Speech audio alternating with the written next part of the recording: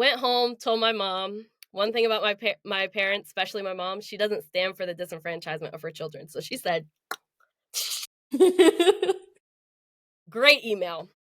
Pretty much what the teacher said back was, "Oh, I could tell she's getting emotional. She might not have heard the encouragement that I was also saying," which, looking back, I don't think she really said anything encouraging, but benefit of the doubt, maybe I was emotional, maybe I didn't hear it. The problem was the discouragement was louder Encouragement. than the encouragement, which was a problem, especially you're talking to a student you don't know well.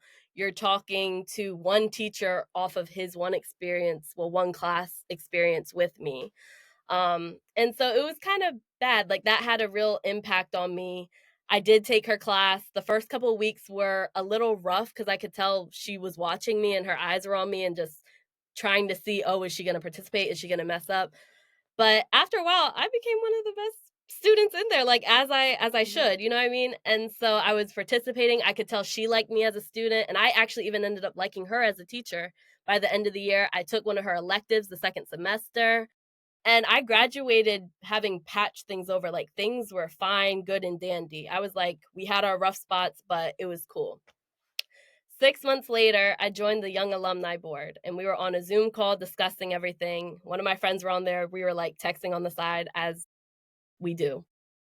She brought up said teacher, and my first initial reaction was, that teacher? And she was like, oh, you don't like Miss Such and Such? And I was like, she's like, and after that conversation, I like sat back and I was like, wait, because I liked Homegirl by the end of the year. Why did I feel that way? And that's when there's this Maya Angelou quote, and I can't say it verbatim, but I'm going to quote it. You may forget what people do, you may forget what people say, but you'll never forget the way they make you feel. Mm. And that's when I realized how big of an impact what she said had on me, because the bad moments, that was an instant in my junior year in the first couple weeks of senior year, but then there's months of just good interactions.